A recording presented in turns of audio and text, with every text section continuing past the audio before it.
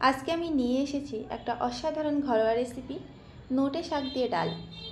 এই রেসিপিটা শুনতে যেমন সাধারণ লাগছে, খেতে কিন্তু ততটাই স্বাদে ভরপুর, পুষ্টিগুণে ভরা আর খুব সহজেই বানানো যায়। এই রেসিপিতে আমি দেখাবো কিভাবে সহজ কিছু উপকরণ দিয়ে রান্না করা যায় নোটে শাক দিয়ে মসুর ডাল, যা খেতে হবে একদম ঘরের সেই মায়া ভরা স্বাদে। নোটে শাকগুলো একটা একটা করে বেছে এরকমভাবে ছোট ছোট করে কেটে নেব। তারপর শাকগুলোকে ভালোভাবে ধুয়ে নেব। শাকে যেহেতু মাটি লেগে থাকে, ওই জন্য একবারে বেশি ধুলে ভালো হয়।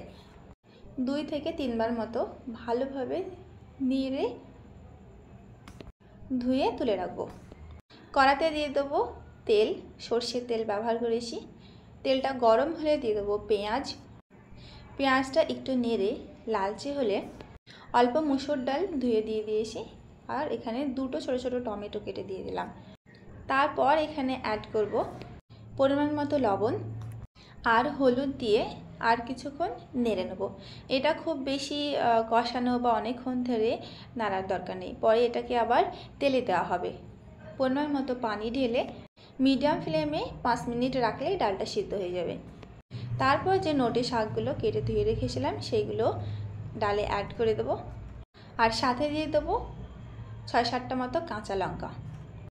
ডালের সাথে শাকগুলো ভালোভাবে মিশিয়ে ঢেকে রেখে মিডিয়াম ফ্লেমে 3 মিনিট রেখে দেবো। আরও কিছুক্ষণ নেড়ে চেড়ে গ্যাস বন্ধ করে তুলে রাখবো। তারপর ওই একই কড়াতে আবার সর্ষের তেল ব্যবহার করে সর্ষের তেলটা গরম হলে তাতে অ্যাড করব 2টো শুকনো লঙ্কা, সাথে দেবো কালো জিরে আর রসুন। রসুনটা ততক্ষণ নাড়বো যতক্ষণ রসুন থেকে সুন্দর একটা স্মেল না বার হয়। সুন্দর একটা স্মেল বার হলে তারপরে অ্যাড করব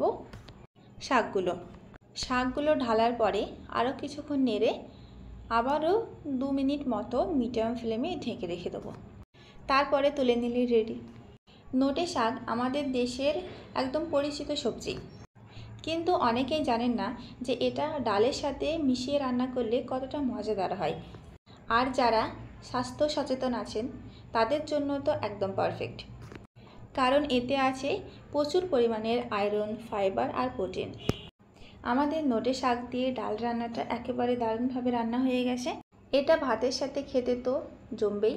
আপনি চাইলে একে একটু ঘন করে বানিয়ে রুটি বা পরোটার সাথে পরিবেশন করতে পারেন। রান্নাটা যদি ভালো লেগে থাকে তাহলে একদিন আপনারাও নিজেদের মতো করে বানিয়ে দেখুন এবং জানাবেন কিন্তু কেমন হলো। সবাই ভালো থাকবেন, সুস্থ থাকবেন। দেখা হচ্ছে পরের রেসিপিতে।